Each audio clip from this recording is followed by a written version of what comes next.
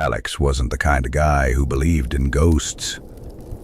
He worked in cybersecurity, lived in spreadsheets, and solved problems with logic, not feelings.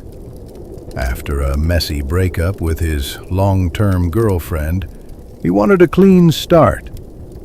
He didn't care where, just anywhere but here. So when he found a one-bedroom apartment on the east side of Pittsburgh for half the average rent, he signed the lease without asking many questions. The building was old, built in the 1920s, full of creaky floors and stained glass windows. Apartment 14B was at the end of a long hallway on the top floor. The door was freshly painted, the lock was new, and the unit smelled like lemon disinfectant when he moved in. Clean, quiet, perfect. The landlord was a quiet man named Mr. Halberd. Gray hair, slow movements, distant eyes. When he handed Alex the keys, he said one thing that stuck. "Don't try to open the door at the end of the hall. It's sealed for a reason." Alex laughed nervously. "Like a utility closet or something?" Halberd didn't laugh, he just nodded. "Just leave it be." For the first week, things were fine. Better than fine, actually. The apartment stayed cool, even during a rare July heat wave, and none of the neighbors made any noise. But then, one night, around 3 a.m., Alex woke up. There was a noise, not loud, but distinct.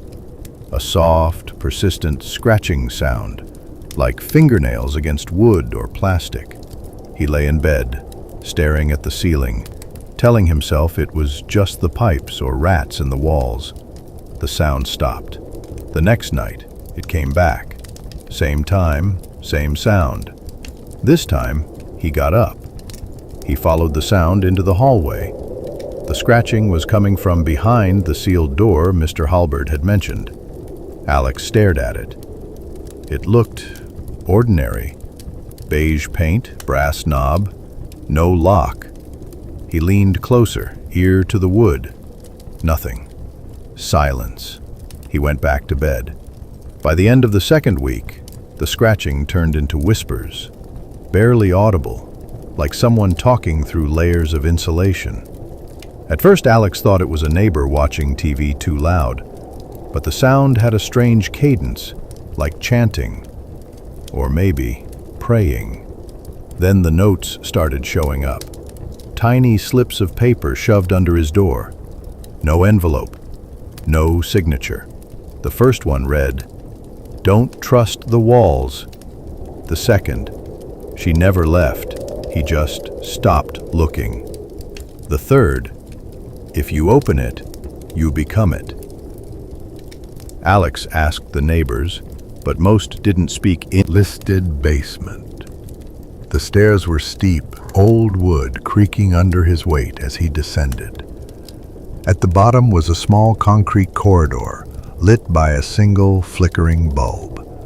He passed rusted pipes, exposed wires, and faded signs in an unfamiliar language. Then he reached it.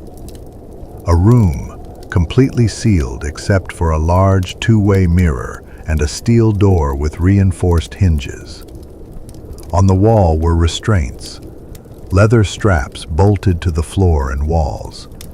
There were scratches on the walls, deep ones, as if someone had tried to claw their way out. And in the corner, a small chair facing the mirror. As he approached the mirror, he saw something impossible. His own reflection wasn't moving. Alex froze. He raised his hand slowly. The reflection stayed still. Then, it smiled. He screamed and stumbled back. The reflection stood up, mimicking his panic but delayed, as if reacting to something completely different. And then, from behind the mirror, he heard it. A voice. Female. Calm. Cold. "You see now. You opened it. You let it in." Alex ran. He didn't look back. He flew up the stairs and slammed the hallway door shut behind him. But it was too late. He couldn't sleep, couldn't eat, couldn't think. Every time he passed a mirror, even in his phone screen, his reflection lagged, then grinned, then winked. 3 days later, he went to the police. They laughed him off. There were no records of a basement under 14B. According to city blueprints, the building had never been remodeled. He brought them back, begged them to check, but when they arrived, the door was gone. Gone. Just drywall where it used to be. Fresh paint, no cracks, no sign of it ever existing. Mr. Halberd refused to answer his calls. When Alex returned to his apartment, his things were gone. Not stolen, just missing, like he'd never lived there. The next morning, a "For Rent" sign hung in the window of 14B. A month later, a new tenant moved in. Young woman, grad student, friendly. She posted photos of her move-in on Instagram. Everything looked fine. 2 weeks later, her account went silent. Neighbors said they heard noises, whispers, scratching, crying, but no one called the cops. Because in that building, everyone knew, the door doesn't need to be opened, it just needs to be noticed. People still live in that building, rent's cheap, places quiet. But ask anyone who's been in apartment 14B for more than a few nights, and they'll tell you the same thing. The more mirrors move on their own. They never sleep past 3:06.